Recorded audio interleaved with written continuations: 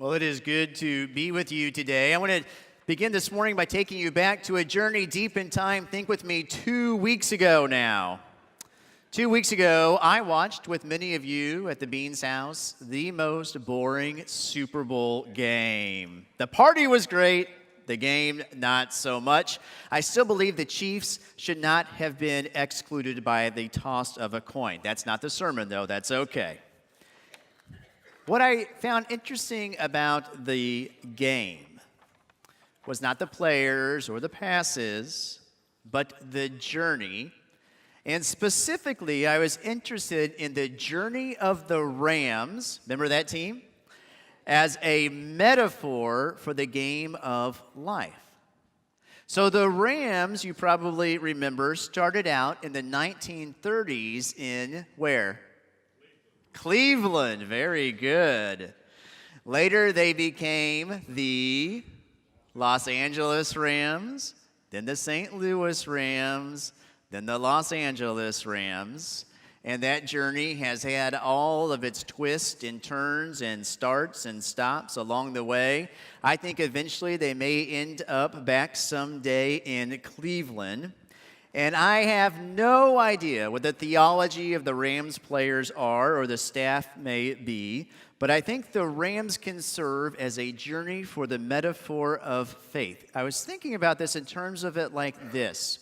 When I look out into the audience here today or think about my congregations here and congregations I've served in the past, it's pretty rare these days. It's pretty rare to know someone who attended the same church from cradle to grave.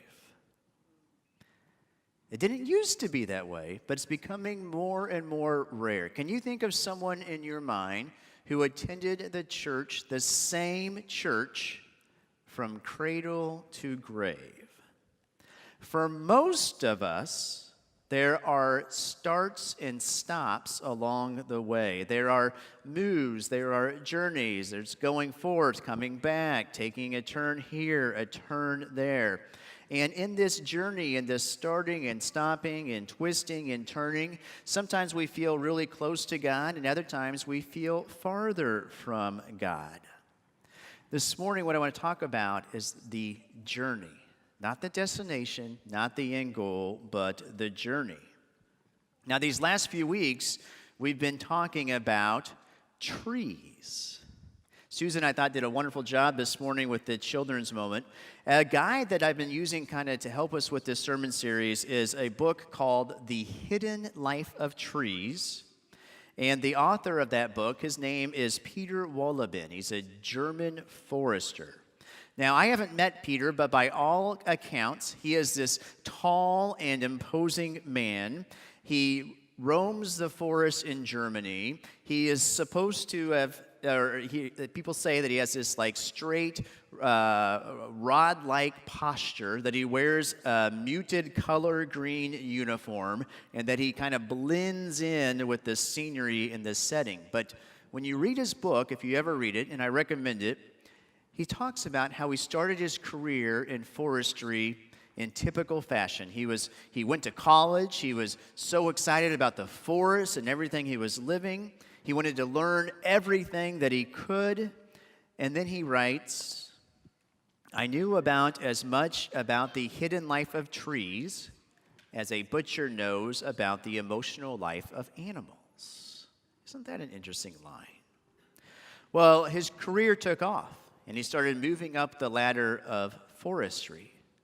But as his career took off and he worked up the ladder, the inverse happened in his appreciation for the forest and the trees.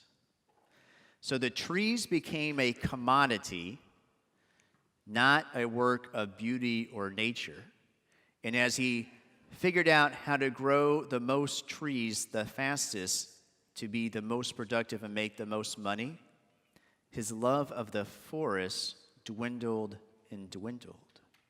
Have you ever found yourself in a situation like that where you go into a career or a passion for something and you have this love for it, but the more that it consumes you, the less you appreciate it? But then there were two events that changed his life. two events. Number one, Peter was asked along the way to start giving tours of the forest to tourists. And so as he would walk through these woods, he would regain this sense of beauty and awe and wonder. And I can kind of relate to this a little bit. Yesterday, around 10 o'clock, 11 o'clock, it was a nice, balmy 20 degrees, right? So I dropped Clara off at basketball practice, the second practice of the day. And on Saturdays, we just run up and down Manchester all day long. But I dropped her off, and then I decided I'm going to go take a hike at Castlewood.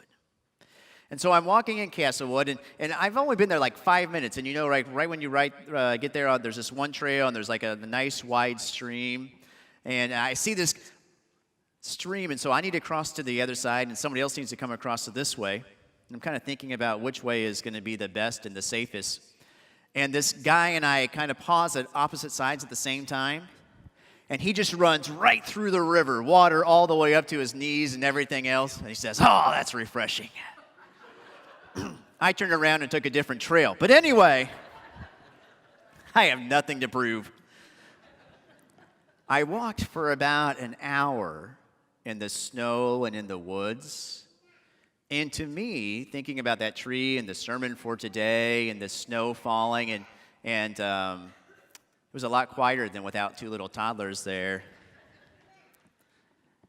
There's something about the woods that can speak to your soul. So that's the first thing that Peter discovered. And then he's discovered something else. Peter, in the forest of Germany, started to invite scientists to come and visit with him in the forest. This is about 20 years ago. It's the cutting research of science. And guess what they discovered? They discovered that the trees can talk to one another.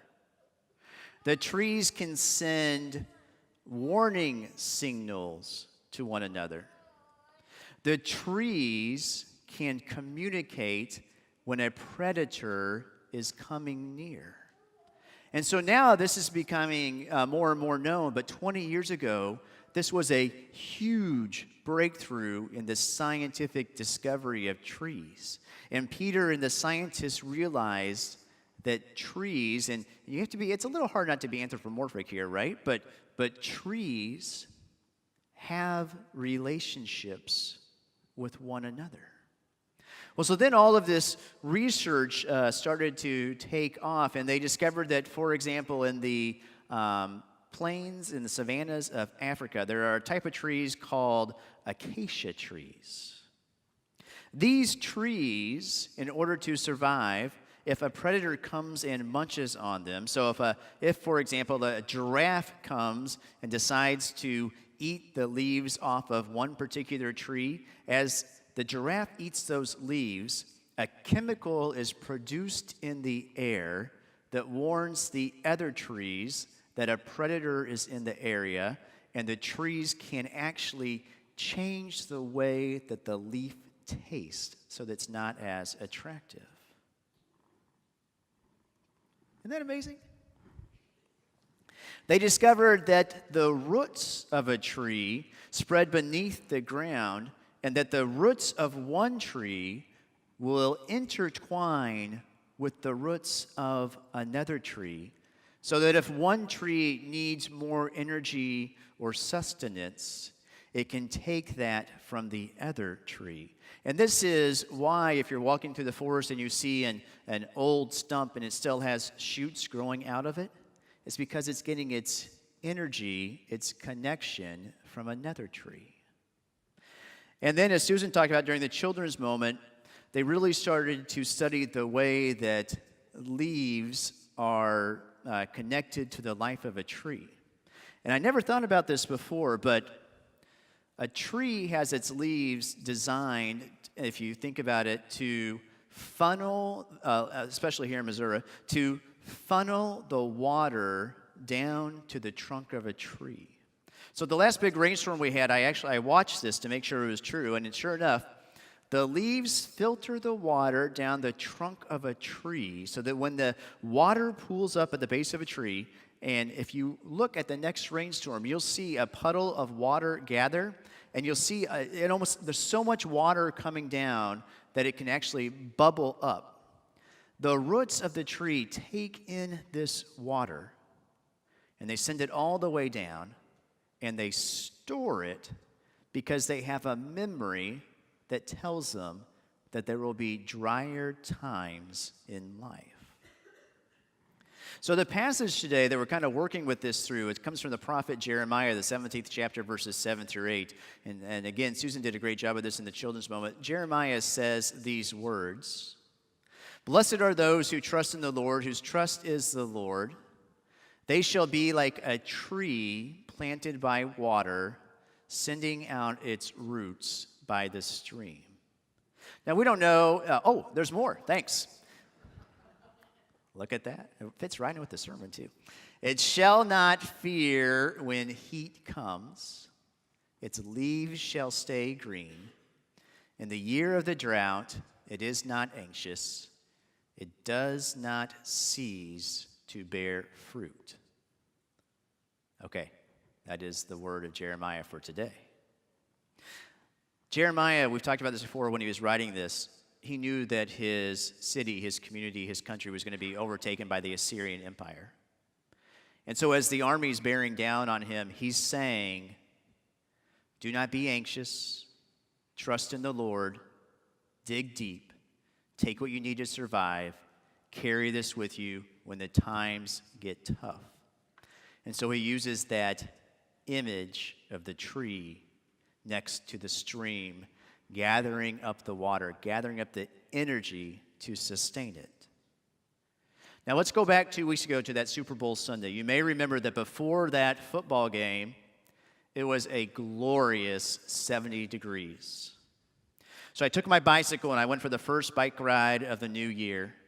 And I had just shorts and a windbreaker, and it was perfect, and it was glorious, and I'm soaking it all in. And everybody, it's like something like out of like a, I don't know, like an Andy Griffith show or something. Everybody's outside, they're walking the dogs. I'm getting towards the end of my ride, and this couple's walking down the street, and there's a shopkeeper out front, and he's sweeping off the parking lot where he sells his cars and has an automobile shop, repair shop there. And this husband says, "It's a great day, isn't it?" to the guy sweeping. He says, "It sure is. Sure is. I am blessed." And the other guy says, "Me too, every single day." Now, here's the thing. If we would have gone out on a bike ride like today, there would not have been everybody out on the streets. There would not have been the conversations about how glorious it is to be alive and how we are blessed by this beautiful, balmy 40-degree rain that just will not stop. But we can think back to those times when it is good, when it is glorious, when the sun is shining, and we can store that in our hearts and in our souls. And maybe it's a weather thing for you. Maybe it's some point in your career or your life or your marriage or your relationship or your school or your kids or retirement or whatever it is.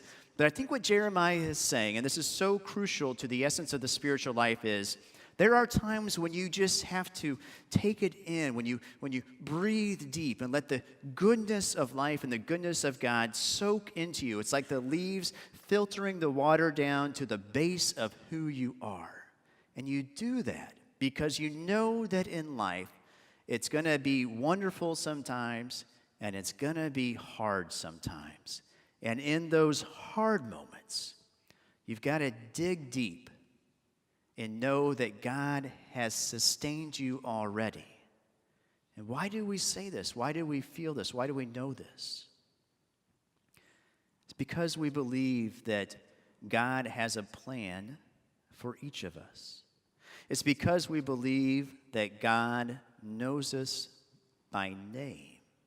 It's because we believe that when life doesn't seem to be unfolding as we had planned, there is a deeper plan, and that's God's plan and our plan intertwining and coming together. So in these next several weeks, as we wait for the arrival of spring. Know that if you find yourself feeling a little lost, a little off the path, that you need to be refreshed, that you need to be restored, that you need to be renewed, maybe you can think of this passage from Jeremiah and know that God has already given to you that which you need to make it through the hard times. Because there is new life and new beginnings. There are for sure twists and turns. Very rarely is life a straight path from A to Z, right?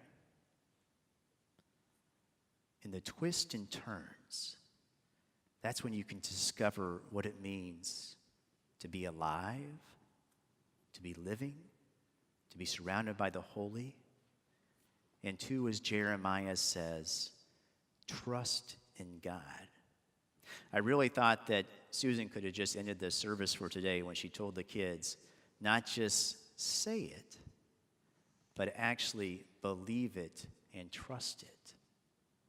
That's what faith is. And for this, we give thanks, we worship with one another, and we say together, Amen.